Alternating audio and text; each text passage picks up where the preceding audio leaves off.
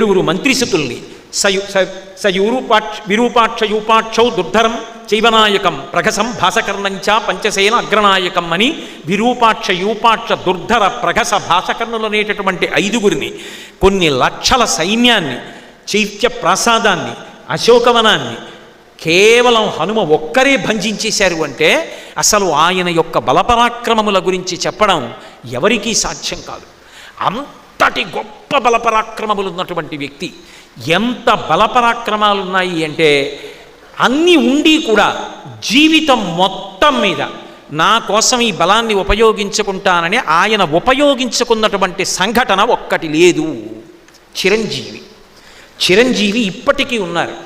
ఇప్పటికీ ఉన్న హనుమ తన పేరు చెప్తే రారు. రామకథాలోలుడు. ఎక్కడ రామాయణం చెప్పినా, రామనామం చెప్పినా స్వామి హనుమ వస్తారు. ఇప్పటికీ లోకంలో ఒక ఆచారం ఉంది. రామాయణం చెప్పినా, సుందరకాండ చెప్పినా, రామకథ చెప్పినా పక్కన వేరే ఆసనం వేసి, పద్మపీఠం కింద పీఠం వేసి, పాదపీఠం కసిని పువ్వులు వేసి ఉంచుతారు. తప్పకుండా స్వామి హనుమ వచ్చి అందులో కూర్చుని వింటారు అంటారు. ఎందుచేత అంటే రామచంద్రమూర్తి అవతార పరిసమాప్తి చేస్తూ హనుమని అడిగారు, హనుమ నువ్వు కూడా వచ్చేస్తావా? నాతో చాలామంది సరయూ నది ప్రవేశం చేస్తున్నారు, వస్తావా అన్నారు. హనుమ అన్నారు, స్వామి నాకు మీ కథ ఒకటి మీరొకటి కాదు.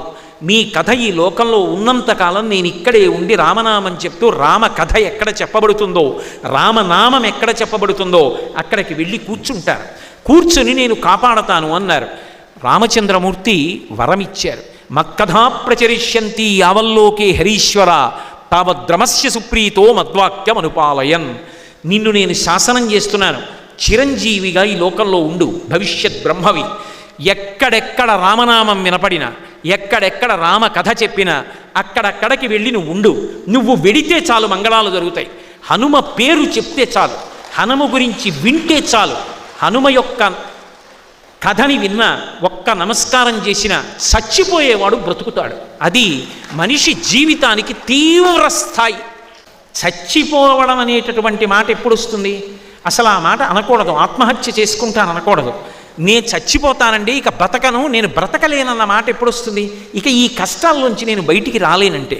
చచ్చిపోతానన్న వాడిని కూడా బ్రతికించగలిగిన వారెవరంటే హనుమ ఒక్కరే. అందుకే ఏలినాటి శని దోషంలో ఉన్నవాళ్ళు కూడా సుందరకాండలో 48వ సర్గ పారాయణ చేస్తారు. హనుమ ఇంద్రజిత్తుతో యుద్ధం చేసినటువంటి సర్గ అది పారాయణ చేస్తే ఏలినాటి శని దోషం ఉపశమిస్తుంది అంటారు మహానుభావుడు. అసలు మీరు రామాయణంలో చూడండి, ఆయన ఎక్కడ కనపడితే అక్కడ చచ్చిపోయే వాళ్ళు బ్రతుకుతూ ఉంటారు. అది హనుమ యొక్క గొప్పతనం. వాల్మీకి రామాయణాన్ని అలా తీసుకొచ్చారు.